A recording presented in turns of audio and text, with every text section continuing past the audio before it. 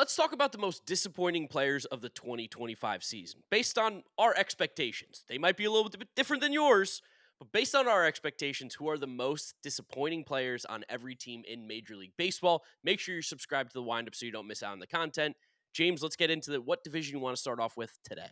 Let's start with our home division, National League East. Okay, National League East. I'm going to pick the Mets first, as we always do, because they get preferential treatment because you can clearly tell we're Mets fans. For me, the most disappointing player on the Mets has to be Sean Manaea this year. I know he's dealing with injuries and he has the bone chips in his elbow, but he signed a big contract this offseason. He was supposed to be the frontline guy for this team. He was supposed to be a stopper.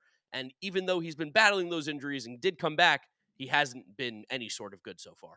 I tried to keep injuries as far out of this as I possibly could because disappointing from injuries. I understand when it plays in for a guy like Manaea for coming back, but again, just trying to keep it mostly out. And I'm kind of being a hypocrite right now, but mine's Kodai Senga for the Mets because he Okay. did he did get hurt, but it's not as serious of an injury. Kodai Senga had like a strained hamstring. He missed a month. You know what I mean? Yeah. Sean Manaea had a lat pull and bone chips in his elbow that knocked out of spring training. But Kodai, before he got injured, the ERA was low, but they still didn't really feel that real the whole time. He kind of just felt like a magician. Now he's come back and he's been so bad the Mets had to demote him to the minor leagues. Like it's just been a complete disaster season front to back for Senga. I think we've already got people screaming in the comments, Frankie Montas, Frankie Montas. But all we heard all offseason was how bad this guy was. So how could he be disappointing if he lived up to the hype that he truly had? Atlanta Braves, disappointing team in general. You could pick a lot of guys on this roster for the most disappointing. Who did you go with, James? Spencer Strider, I think that a Ooh. lot of people were expecting him to walk back in and be Spencer Strider, ace Spencer Strider, and we've seen a total just lessening of all the talent across the board, just seeing fewer swings and misses, the fastballs, worse vertical movements being hit significantly harder, home runs are way up. He was so cold, he shaved his mustache. He looked cursed with the shaved mustache, but it's been kind of a situation where you kind of now expect a little bit differently from Spencer Strider, kind of for the rest of his career because of how much he went down after this most recent arm surgery. I like that pull. I went with Ozzy Albies again. I know Because I've that's because you have to. I have to. I mean, he's and again the most overrated player in baseball, in my opinion. But also at the same time, I think for Braves fans and people around the league, you still expect the counting stats from him. He's not even doing that this year. He's not really hitting for power. He's not stealing bases. There's just not a lot of good going on with Ozzy Albies. Braves fans are mad in the comment section. I'm gonna let you get all your bits out of the way first. Who's your most disappointing player in the Phillies? Oh, no, no, no. I went different for the Oh, Phillies. okay. Ready for this spin zone? Yeah. Jose Alvarado, because cheaters never win, and the Phillies are going to desperately need him in the postseason, and they can't use him. What a disappointment, because now their bullpen's looking a little bit better. They got Duran, they got Alvarado, the big left-handed arm to go along with those other pieces. Can't use him in the postseason. Won't be there when they need him the most. The rat fuck is the most disappointing player on that team.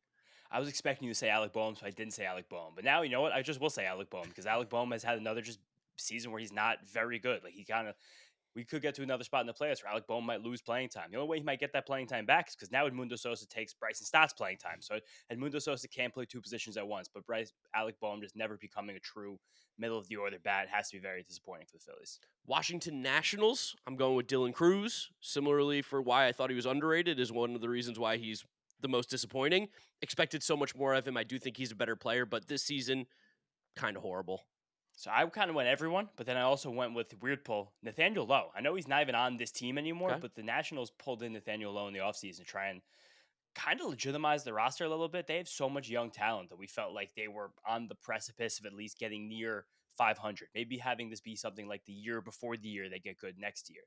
He was a guy that was supposed to stabilize everything. He did nothing close to that. He got cut middle of the season. Now he's playing better somewhere else. So just disappointing kind of function overall. Yeah, organizational disappointing. I like that. Last team in the division, Miami Marlins. Who did you go with? I went with Sandy Alcantara technically Hmm. because when you look at the season, how disappointing it's been, the fact that he wasn't even good enough to get traded at the deadline. But we've seen basically the old Sandy return over the last 6 weeks. So Sandy's the most disappointing player this season, with the caveat that I think next season we see a good version of Sandy, whether or not the Marlins trade him in the offseason or not. Yeah, I put Sandy as well. Similarly, I think the Marlins were really hoping that they were going to be able to move him for a haul this deadline. And the fact that he pitched so poorly in the first half and they had to hold on to him, I think was disappointing. But just as you mentioned, he's pitching well. I think everybody in baseball sees he's starting to come back to that pitcher that he used to be. And now they're going to get a haul in the offseason as opposed at the trade deadline. But the Marlins were a surprisingly much better team than anyone expected. So it's hard to pick some disappointing on a team that had no expectations. I think a lot of teams in baseball are like, damn it, maybe we should have just traded for him to the deadline. Yeah, I definitely think so. Mets are definitely one of those teams that are probably like, I probably should have pulled the trigger on Sandy Alcantara. It's just taking the risk. Yeah, but not move to the AL East now. Who's your most disappointing player on the Yankees? Okay, so obviously it's Anthony Volpe, but I'm gonna actually say it's Devin Williams because he was brought in to be their closer, the guy. He's had like a 1 ERA for his career. He's just been incredible every chance he pitched, and he went to the Yankees, and he cannot get any outs whatsoever. He has a 5 ERA. He stinks. He's the most disappointing player. I think people knew that Volpe wasn't going to be a superstar, but they expected him to just be better than he is. So I thought you might go Volpe, so I had Devin Williams. Now you had Devin Williams. I mentioned Volpe, so I'll go with my third option, Will Warren. Will Warren is the classic stuff looks so much better than the results ever are, and he has these wicked, just hot and cold streaks. Like his ERA was 10 heading into May. Then he had the 6 week stretch where the ERA was like 2, and the sweeper was moving well, and the fastball looked good, and he had the changeup rolling, and now he's just getting lit up again. It's just a situation where this Yankees rotation kind of needs one more guy to step up and be consistent between Warren, Luis Heel, who's definitely ahead of Warren. Like Schlittler also has been good, but going up and down. They kind of need one more pitcher to be there if they want to make a deep run in the playoffs. I kind of think they hoped it might have been Warren. It just isn't.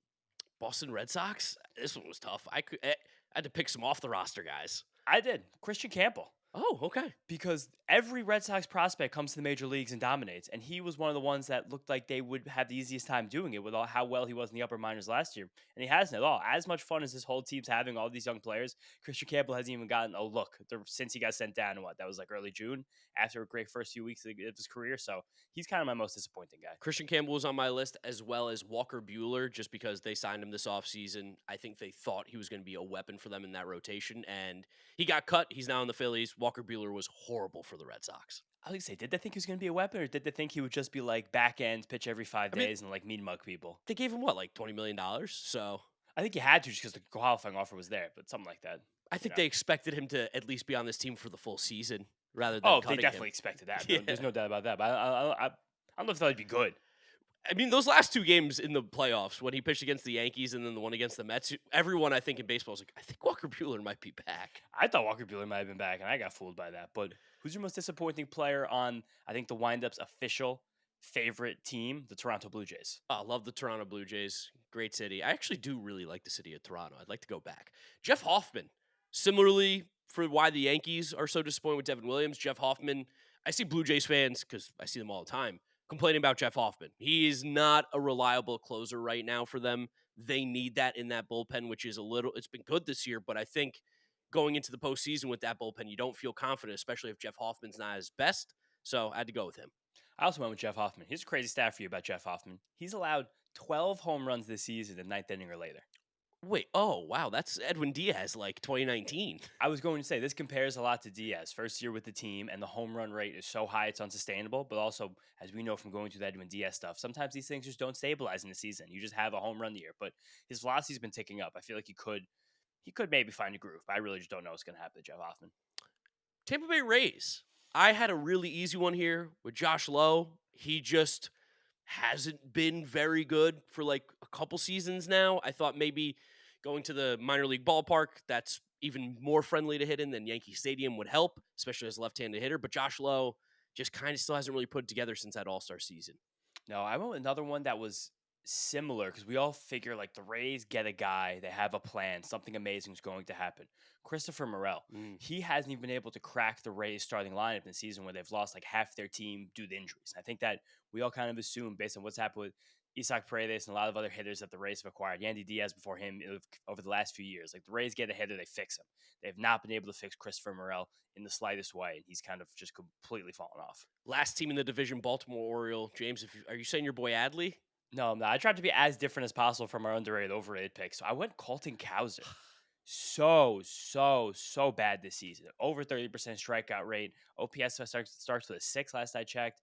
He is another guy who this young Orioles core, we're hoping for all these guys to coalesce and be great and just mash their way to wins and division titles. And they have an outside shot to finish above 500, which is amazing how hot this team has gotten since they were so bad early in the year. But Cowser's taken no steps forward. In fact, multiple steps back. I think that's something that they're not probably happy about internally. Yeah, Cowser was one of the names on my list. I'll go with Tyler O'Neill because he was a big free agent signing. He's played like 40 games, and in those 40 games, he's been horrible. He's been the Tyler O'Neill pre-Red Sox, where you have the injuries and no offense. So I think that one's definitely frustrating in an offseason where they barely spent. One of the guys they did spend on is hurt and has been terrible.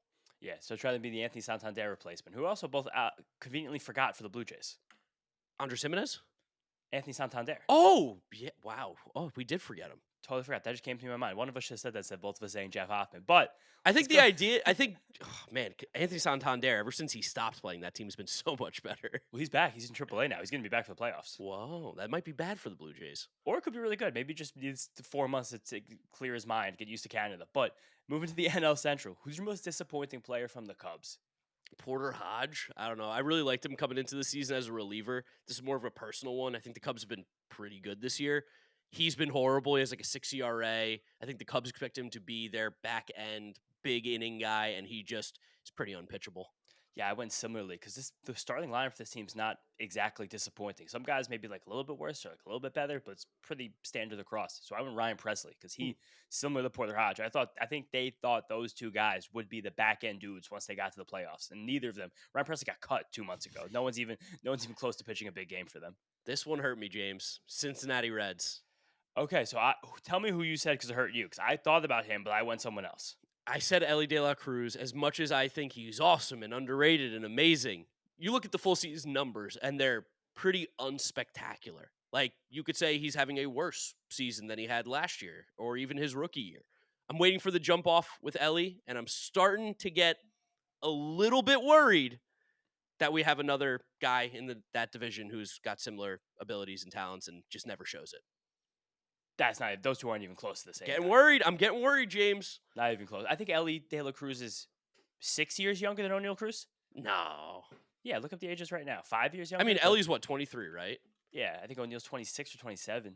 Okay, well, do you know how math works? That's not 6 or... No. O'Neill Cruz is 26. There's a 3-year difference. All right, yeah, so 3 years. So there's a big difference. A lot of growing up for Ellie to do from 23 to 26. I fully believe in Ellie De La Cruz still, but it is weird how he's still not gotten any better. Yeah, just kind of plateaued. I think he's tried to make more contact. I think that's hurt him overall. Bad. I think he's stopped. I think he's tried to be someone he's not. But I want someone way more disappointing because Ellie at least is still playing defense every single day, like top of the lineup. It's still good enough. It's not great, but Matt McClain statistically has been one of the worst players in baseball. Like, Matt McClain is losing playing time to Sal Stewart. Matt McClain stinks. 650 OPS on the season. I know for fantasy baseball he gets saved with the 15 homers, 15 steals, but every single thing has gone down. And now when you look at Matt McClain looking back, here's a 26-year-old who's only 5'9". We stand our short kings, but he had 80 good games 2 years ago with kind of bad underlying metrics, and now he's having a full season of being very bad. Like, you have to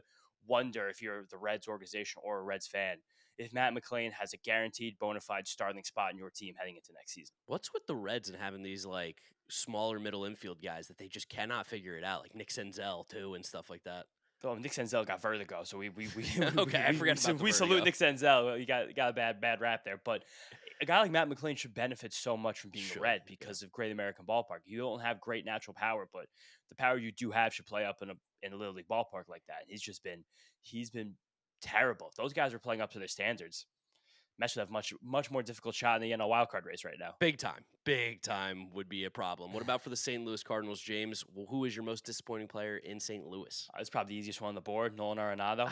Me too. I was regrettably a Nolan Arenado believer heading into the season. I thought that the dog inside of him had one more good year left, and we were going to get Nolan Arenado to get himself back to being a guy who will one day be considered for the Hall of Fame. And he looks like he's going to have to retire in his mid-30s. I really thought you were going to say Eric Fetty. I thought you were going to throw him out there. Your boy, your king. Because, boy, if they got 25 good innings out of Eric Fetty this year, they might be in the playoffs. That's true. Actually, that could have changed literally everything for them. Yeah, but you could also make the argument that if Nolan Arenado took 100 good plate appearances this year, they'd probably be in the playoffs as well. Another guy looks like he's going to be statistically one of the worst players in baseball. Another one, statistically one of the worst players in baseball. One of my favorites, most disappointing player in the Milwaukee Brewers, Joey Ortiz. Yeah, it's the only pick. As every single player in the Brewers had a career year, Joey Ortiz literally cannot hit the broadside of a barn. But the fans out there in Milwaukee still love him. They chant his name when he comes to the plate, try to encourage him, which is kind of beautiful, honestly. And he plays great defense. He does.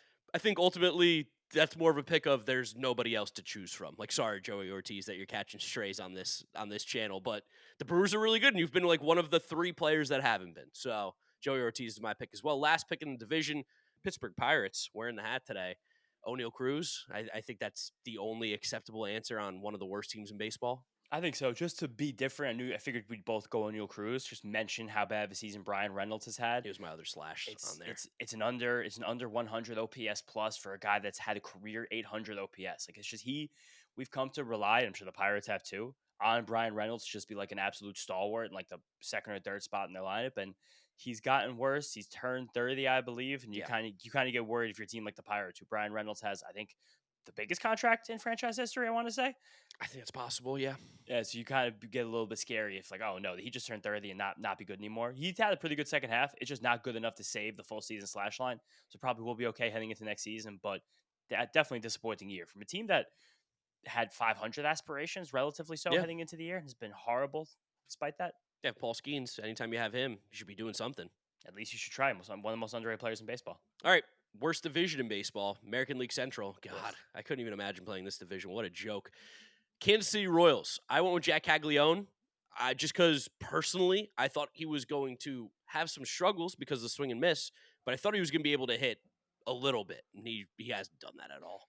I think there's a situation too where maybe we could now not be thinking about rookies in a fair way after watching Nick Kurtz and Roman Definitely. Anthony this season. Like same with Christian Campbell. I tried to avoid rookies on this list. I thought about Samuel Basayo briefly for the Orioles as well, just because similar to Caglione, like you come up with that kind of crazy batted ball data and production in the minor leagues. Like we expect you to be really, really good. And if you're not, you're not. But To his credit, too, they're forcing him to play the outfield, something I don't even think he yeah, did in the minors, which was bizarre. I think he did a little bit in the minors, but I think he's pitched more than played the outfield in the last 18 months. But I went Jonathan India similarly, just the guy that they expected to be a plug and play, like a solid player for his career, and he's been absolutely ridiculously bad. Jonathan India, they tried to let him steal bases beginning of the season. He went like 2 for 6, and they've stopped letting him steal bases after like May 15th. Yeah, he's been pretty horrible, Jonathan India. Yeah, He's destined to be a Met one day. I know it. Cleveland Guardians. Who'd you go with, James? I think it's one of the easiest picks on the board. Tanner Bybee. Ooh, whoa, okay. I went different. Just a bad season. You expect these guys in the Guardians to kind of keep developing and progressing as pitchers, and Bybee's now turned in a very not so good season. I think there has been some bad luck involved. Like his ERA is higher than his WHIP would indicate, but he's always relied on great color, and that was like the out pitch one you could rely on. That pitch kind of disappeared this year for him, and without a really good fastball, not having that good color, everything else just kind of fell apart behind it. If he was pitching up to the standards he pitched to the last 2 years, they could be a playoff team right now. It's just that you look at that top of their rotation, you feel like they're missing a guy, and he should be that guy. Yeah, traded Tanner Bybee for Nolan McLean and Taj Bradley at the trade deadline in fantasy. I felt pretty Whew. good.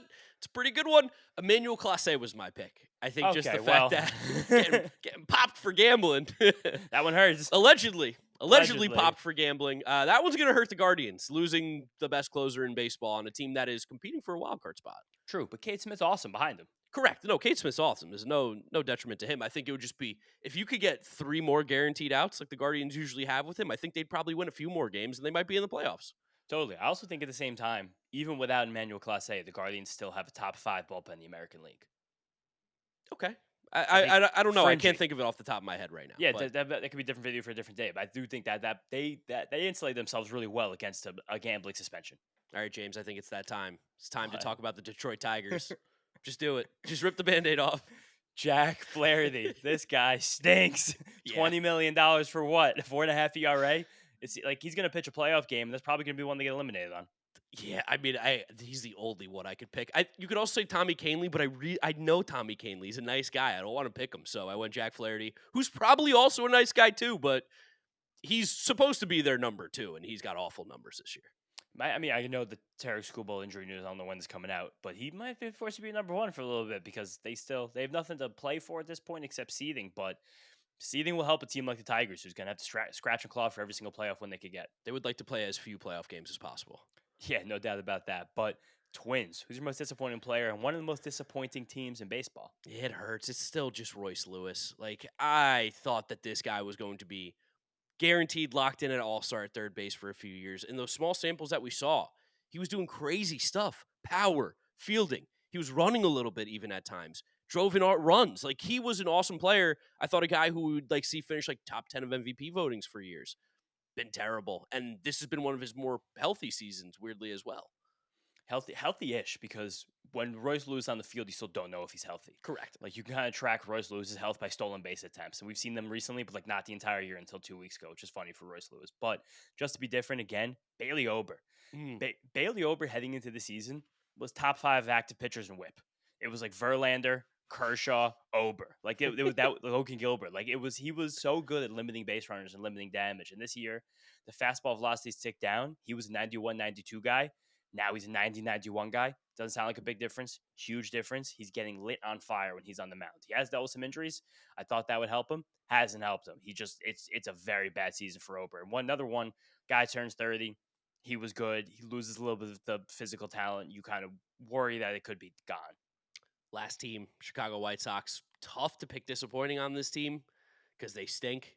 They've actually had more positive players, I feel like, this year, though, than negative. But to me, Luis Robert is still the glaring one just because they couldn't even move him at the deadline. They were asking for too much. Granted, I think he will be that player eventually. And in the second half, before he got hurt, he was awesome. He was really, really good once the trade deadline rumors start heating up. But still looking at a guy who's a well below average hitter on the season, and he can't stay on the field. Yeah, Robert was my pick as well. It's just very disappointing, especially in, like you said, a team that has played well, had young players actually step up to the plate and like kind of prove themselves a little bit. Be nice to have that veteran in the middle of it. Yeah, I think he's gone this offseason. Probably. So NL West now. Tough one because such a good team, but who's your most disappointing player on the Dodgers? I thought it was easily Tanner Scott. Okay. Just because they paid him all that money. He was supposed to be the big reliever in this bullpen, and he is struggling to get outs right now. He's gone back to a little bit of the Marlins Tanner Scott, a little bit of the Orioles Tanner Scott, where it's all the stuff, none of the results. Yeah, I was gonna say I can't believe the guy that had like a year and a half of really good baseball after 4 years of being completely erratic isn't good again. I can't. I'm shocked by that. But I went one that I think now finally this guy's not disappointing anymore, but it's been a disappointing season, especially to his standards. Mookie Betts.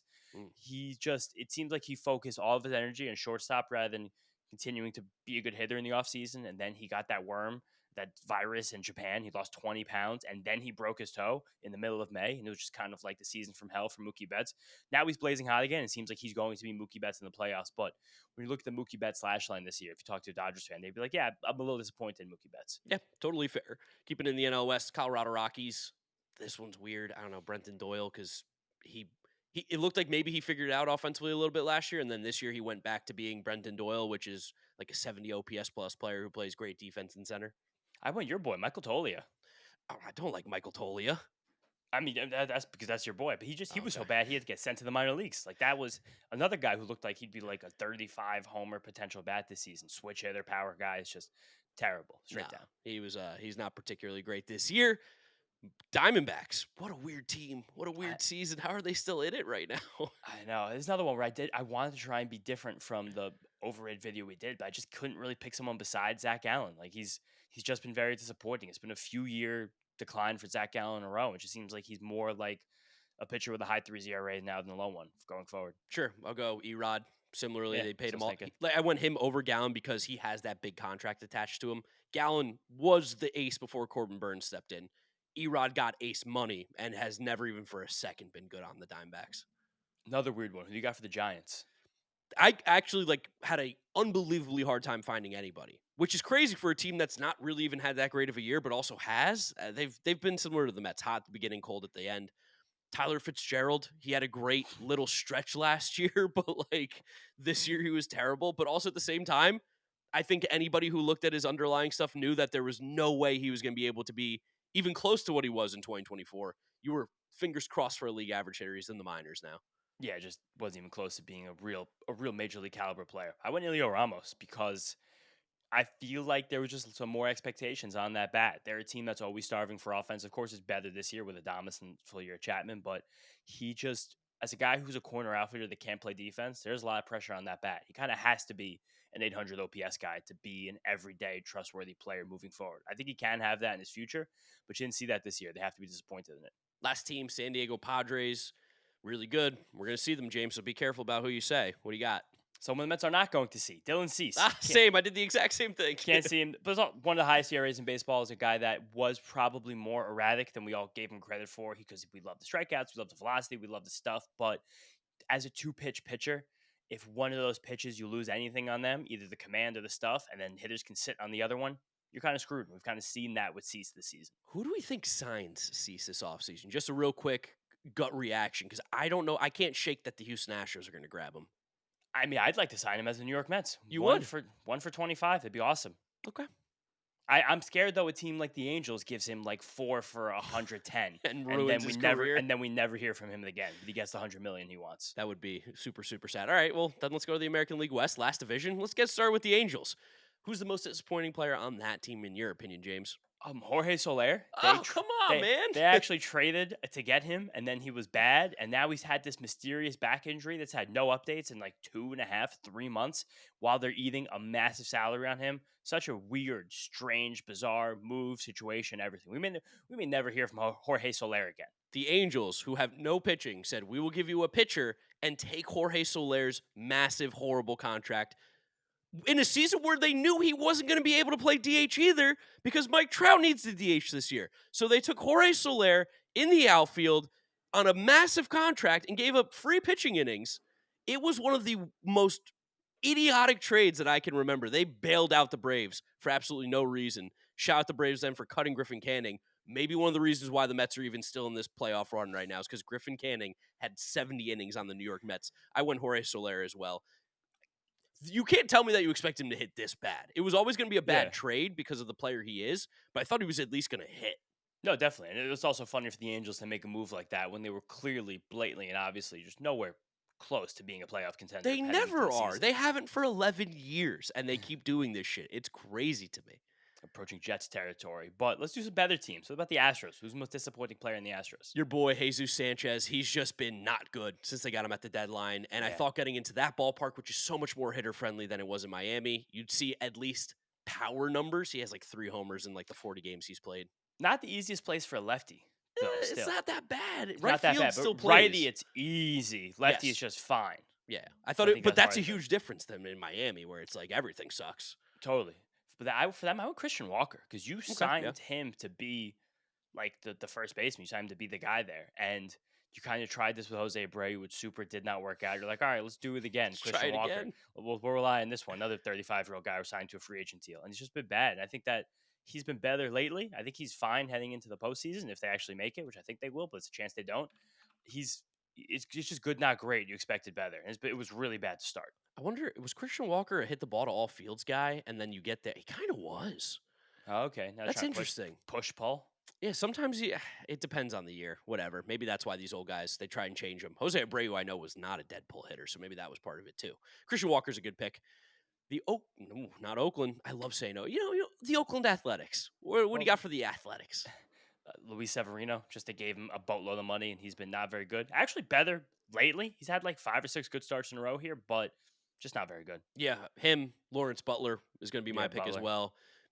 I think everybody in baseball thought he was going to be the breakout guy this year, and he's been a league average hitter. I still think he's going to be a good player, but I think the ceiling has come down a little bit on him. Did you see his reaction to the Nick Kurtz 493-foot home run? I did not. So he was standing on second base, was a grand slam, and you could see him in the bottom of the screen, and he turns around. He stands like still, feet planted on the ground. His jaw just drops. Nice. And for like 3 seconds, he's staring at the ball flying over the batter's eye with his jaw just agape. Hell yeah. I mean, good vibes. He's having a disappointing season. He's not having a bad year by any means. Yeah, and then him and Kurtz and a couple other players got around the iPad in the dugout and rewatched the home run. This iPad generation, Gen Z. Good vibes, though. It's good vibes. But Mariners, a team that's another one, favorite of the channel. They don't lose, the Mariners. One of the best teams in the American League, certainly. I was a little more up on the Mariners than you. You were like, I can't believe in this team anymore. I'm like, I can't stop believing in them. I know who you're going to pick, so I'm going to pick someone different. Who am I going to pick? George Kirby. It's actually not who I had. Whoa. Yeah. Okay. Well, George Kirby, Luke Raley are kind of my two. I think they expected Luke Raley to be a better player. He was great last year for the Mariners. He was just kind of like a godsend for them when they got him. He put up some good offensive numbers, but more so George Kirby. They're lucky that he's lucky their rotation's so good because he hasn't been very good. Yeah, I did Bryce Miller. I understand it's a similar thing to Minaya, and again, I tried to stay as far away from injuries on this list as I could, but even before he was a little bit injured at the beginning of the year, he wasn't really sharp, wasn't really good. He took so many steps forward last season. I thought that there'd be a Cy Young in this guy's future. And now it just seems like he's more of a middle rotation pitcher, which is still fine. But I think even the Mariners thought they had another frontline guy to join Kirby and Gilbert at the top. And he hasn't been that. Maybe he gets surgery in the offseason, becomes that again, but it's been an overall disappointing season. Last team of the entire video, the Texas Rangers. We just saw them, James. Who is their most disappointing player? And do you think they make the playoffs? I think they do. They got this little engine that could energy to them right now. They got some juice, but I went with Semyon. Semyon was so bad at the beginning of the season. I know he pulled it up a little bit at the end, and the season ended, unfortunately, with a fractured foot off a foul ball, but just a guy who they still have many years left of control on that huge contract. They expect him to be an everyday guy, middle, top of the rotation, hitter, thumper, and he just wasn't even close to that. Yeah, when Jock Peterson, I think they brought him in to have another power left-handed bat. I think he has 8 home runs on the year. He's basically played the entire season. I think he had a little injury here and there, but A little chubby. yeah, looks definitely looks a little chubby. But his OPS starts with a 6, and then the next number after that's like 4. Like, it's not good. He's having a horrible, horrible season. Especially as a platoon guy. Like you're not facing lefties anyway. You have to crush the righties. That's literally what you're here to do. Yeah, he looks like a shell of himself. But if he would have gotten straight to the Braves, I'm sure they would have won the World Series this year. So Yeah, like last time. that's it. Those are our most disappointing players for every team in Major League Baseball. Let us know what you guys think down in the comment section. Remember to drop a like on the video if you enjoy it. Subscribe to the Windup for more baseball content. The sport's been incredible, guys. We really do appreciate it. We're going to leave you there. Thank you guys for watching. We'll see you next time. Peace out.